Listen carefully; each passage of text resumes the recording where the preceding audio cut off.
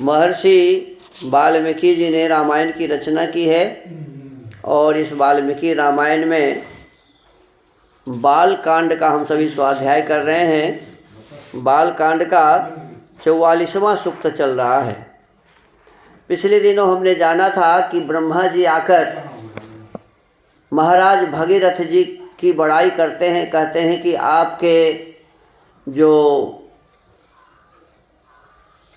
कुल के जो वृद्ध थे सगर महाराज, तो सगर जी ने भी 30,000 वर्ष तक प्रयास किया कि गंगा पृथ्वी पर आ जाए, नहीं आई। आपके जो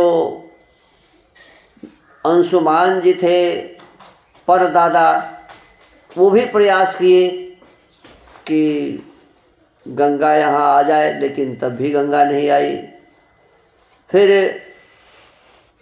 अंशुमान जी के पुत्र हुए दिलीप जी, तो अंशुमान जी तो बाबा ही हुए ना। भगीरथ जी के पिता थे दिलीप जी, या दिलीप जी के पिता थे अंशुमान जी, तो बाबा ही हुए। तो अंशुमान आपके बाबा जी भी प्रयास किए, गंगा नहीं आई।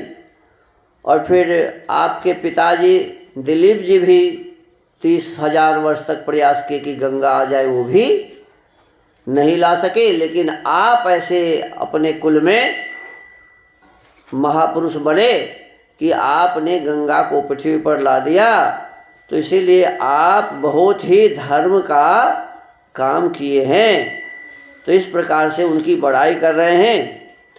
शत्रुदमन, तुमने जो गंगा जी को पृथ्वी पर उतारने का कार्य पूरा किया है, इससे उस महान ब्रह्मलोक पर अधिकार प्राप्त कर लिया है।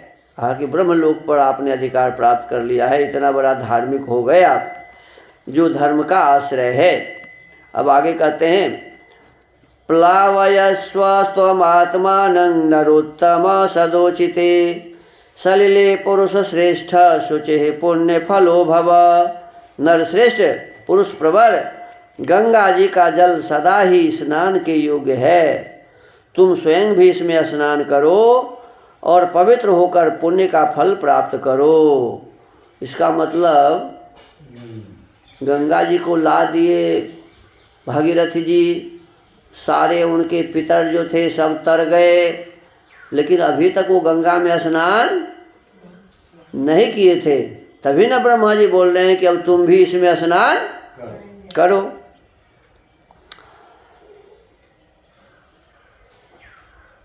स्नान करो और पवित्र होकर पुण्य का फल प्राप्त करो।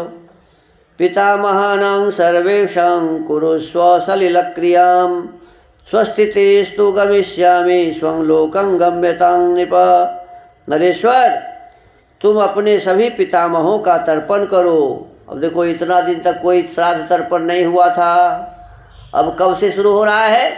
जब ब्रह्मा जी आदेश दे रहे हैं भगीरथ जी को कि सब अब क्या करो, तो तर्पण करो, तुम्हारा कल्याण हो। अब मैं अपने लोक को जाऊंगा, तुम भी अपनी राजधानी को लौट जाओ। अभी आदेश ब्रह्मा जी दे करके कि मैं अपने लोक को जाता हूँ और तुम अपने राजधानी को जाओ। इत्येवम् उक्त्वा देवेशः सर्वलोक पितामह यथागतं तथा गच्छत् देवलोकं महायशाः। ऐसा कहकर सर्वलोक पितामह महायशस्वी देवेश्वर ब्रह्मा जी जैसे आए थे, वैसे ही देवलोक को लौट गए। ब्रह्मा जी मने आकर के अपना चले गए। हाँ, भगीरथस्तु राजर्षिः कृत्वा सलिलमुत्तमं यथाक्रमं यथा न्यायं सागराणां महायशाः।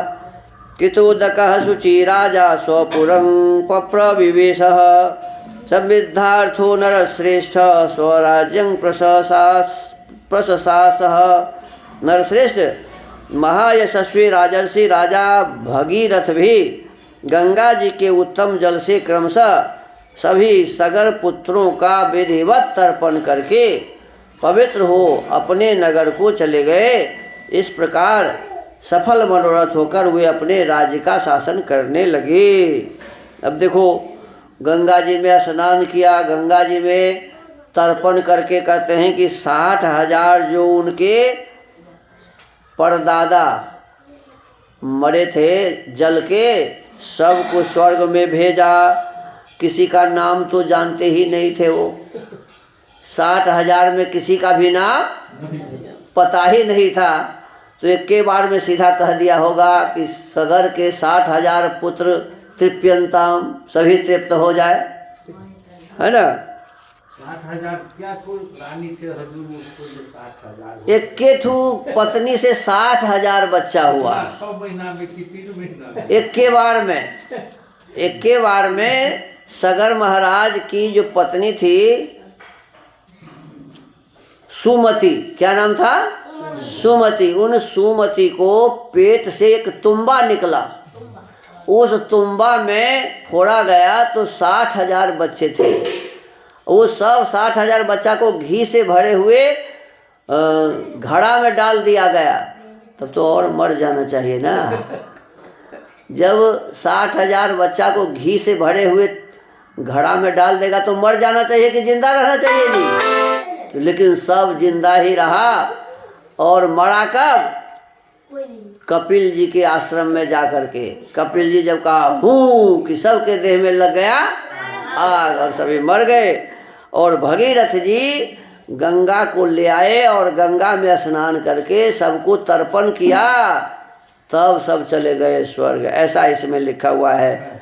इस सब पाखंडे वाली बात है। अच्छा कहिए, इसमें क्या है जी, सब पाखंड की बातें हैं। आदमी भी देते हैं क्या, क्या फिर तो अब अंदाज हो गया, अब आगे कहते हैं अंदाज हो गया ना। विधिवत तर्पण करके पवित्र हो अपने नगर को चले गए। इस प्रकार सफल मनोरथ होकर वे अपने राज्य का शासन करने लगे। प्रमुमोद च लोकस्तं निपमासाद्य राघव, नष्ट शोका समृद्धार्थो बभूव विगत ज्वर। रघुनंदन, अपने राजा को पुनः सामने पाकर प्रजावर्ग को बड़ी प्रसन्नता हुई। सबका शोक जाता रहा, सबके मनोरथ पूर्ण हुए और चिंता दूर हो गई। अब पता नहीं कितने दिन लगे भगीरथ जी को ये सब काम करने में, तब तक वो इधर ही थे। अब वहाँ पहुँचे तो सब प्रजा लोग खुश हो गए। एष ते राम गंगाया विस्तरो भी हितो मया, स्वस्ति प्राप्नुहि भद्रं ते संध्या कालोति वर्तते। श्री राम, यह गंगा जी की कथा मैंने तुम्हें विस्तार के साथ कह सुनाई। देखो, गंगा जी को जमीन पर लाने की कथा जो है ना, ये इतने देर तक सुना रहे थे विश्वामित्र जी। किनको? भगवान राम और लक्ष्मण जी को। तुम्हारा कल्याण हो, अब जाओ मंगलमय संध्या वंदन आदि का संपादन करो। देखो, असली बात ये है कि चाहे विश्वामित्र जी हो, चाहे भगवान राम हो, समय पर संध्या भूलते नहीं भूलते हैं। जैसे ही शाम का समय हुआ, कहते हैं कि अब संध्या वंदन आदि संपादन, माने स्नान करो, संध्या करो, हवन करो। संध्या वंदन आदि लिखा हुआ है, गायत्री का जप करो। देखो, संध्या काल बीता जा रहा है। क्या कहा?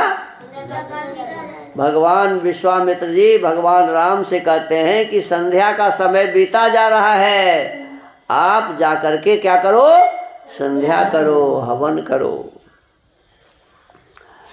धन्यं यशस्यम् आयुष्यं पुत्र्यं स्वर्ग मथापि च, यः श्रावयति विप्रेषु क्षत्रियेष्वीतरेषु च, प्रीयन्ते पितरस्तस्य प्रीयन्ते दैवतानि च, इदमाख्यानम् आयुष्यं गंगावतरणं शुभम। यह गंगावतरण का मंगलमय उपाख्यान आयु बढ़ाने वाला है। अब देखो, खाली कहानी आयु बढ़ाने वाला है। धन, यश, आयु, पुत्र और स्वर्ग की प्राप्ति कराने वाला है। गंगा की बखान करोगे तो क्या मिलेगा जी? धन मिलेगा, यश मिलेगा, आयु मिलेगा, पुत्र मिलेगा और स्वर्ग की भी प्राप्ति होगी। जो ब्राह्मणों, क्षत्रियों तथा दूसरे वर्ण के लोगों को भी यह कथा सुनाता है, उसके ऊपर देवता और पितर प्रसन्न होते हैं। इस कथा को यदि ब्राह्मण को सुनावे, क्षत्रियों को सुनावे, वैश्य को सुनावे, शूद्र को सुनावे, क्यों लिखा है कि अन्य वर्ण को भी, दूसरे वर्ण के लोगों को भी यह कथा सुनाता है, उसके ऊपर देवता और पितर प्रसन्न होते हैं। यह शृणोति च काकुत्स्थ सर्वान् कामान् अवाप्नुयात् सर्वे पापाः प्रणश्यन्ति आयुः कीर्तिश्च वर्धते। काकुत्स्थ कुलभूषण, जो इसका श्रवण करता है, किसका? ये गंगा के जो महात्मा हैं, कैसे गंगा आई पृथ्वी पर, जो इसका श्रवण करता है वह संपूर्ण कामनाओं को प्राप्त कर लेता है। उसके मन में जो कामना होगी सब पूरा हो जाएगा, उसके सारे पाप नष्ट हो जाते हैं। क्या कहा? सारे। खाली कथे सुनने से जब पाप नष्ट हो जाते हैं तब बेकारे न गया है कुंभ में पाप नाश करने के लिए, हैं? अरे घरे में बैठ के कथा सुन के सब पाप नाश कर लो, क्यों जाते हो इतना दूर मरने के लिए? उसके सारे पाप नष्ट हो जाते हैं और आयु की वृद्धि एवं कीर्ति का विस्तार होता है। देखो, इसी का नाम है पाखंड। इसी का नाम क्या है जी? पाखंड। लिखा हुआ है कि जो जैसा कर्म करेगा उसको वैसा ही फल मिलेगा। ये गीत भी गाया है किसी फिल्म में, जैसा कर्म करोगे वैसा फल देगा भगवान, ये है गीता का ज्ञान। कहते हैं कि अच्छा कर्म करोगे तो अच्छा फल मिलेगा, बुरा कर्म करोगे तो बुरा मिलेगा। और यदि गंगा में नहा ले तो बुरा कर्म मिट जाएगा? ये कथा सुनने से मिटेगा? अवश्यमेव भोक्तव्यम कृतम कर्म शुभाशुभम। तुमने जो अच्छा काम किया है और बुरा काम किया है उसका फल बिना भोगे नष्ट होने वाला अवश्यम एव निश्चय ही। क्या कहा है? अवश्यम एव निश्चय ही कृतम कर्म शुभाशुभम। किए हुए अच्छे और बुरे कर्म का फल मिलेगा, भोगना पड़ेगा। अच्छा किया है तो सुख मिलेगा, अच्छा किया है तो सुख मिलेगा, और बुरा किया है तो दुख मिलेगा, दुख भी मिलेगा। इसमें कोई दो मत नहीं है। तो आपको इस विषय वस्तु का ध्यान रखना चाहिए और सदा अच्छा काम ही करना चाहिए। ऐसा न समझें कि हम गंगा में नहा लेंगे और गंगा की कथा सुन लेंगे तो हमारे सभी पाप नष्ट हो जाएंगे। इसमें गलत लिखा हुआ है। इसी को पाखंड कहते हैं। इसी को क्या कहते हैं जी? पाखंड कहते हैं। तो इस पाखंड के चक्कर में अपने जीवन को और आप नरकगामी न बनाएं, बर्बाद न करें। मेहनत करिए, परिश्रम करिए, अच्छा काम करिए, यही जीवन का रहस्य है और इसी से आपके जीवन में कुछ मिलने वाला है। गंगा गंगा कहने से, गंगा में स्नान कर लेने से या गंगा की कथा सुन लेने से आपके पाप नष्ट होने वाले नहीं हैं। तो आज के इस वाल्मीकि रामायण के कथा को यहीं विराम देते हैं। ये भी ध्यान रखिए कि बार बार इसमें कहा जा रहा है कि हमें सायंकाल हो गया संध्या करो, प्रातः काल हो गया संध्या करो। तो परमात्मा की उपासना भगवान राम को भी करने के लिए कहा जा रहा है और भगवान राम भी करते हैं। इसका मतलब भगवान राम भी ईश्वर का ध्यान करते थे। वो स्वयं भगवान नहीं थे, वो स्वयं ईश्वर नहीं थे, क्योंकि राम संध्या करते हैं। क्यों? भगवान का ध्यान इसलिए किया जाता है कि हमारा जीवन अच्छा बने, हमारे भीतर में परमात्मा का गुण आए, परमात्मा के गुणों से युक्त होकर हम अपने इस जीवन को सफल बना सकें, मोक्ष को प्राप्त कर सकें। तो ये काम भगवान राम जी भी करते थे, हम आपको भी करना चाहिए। सबको नमस्ते। ओम।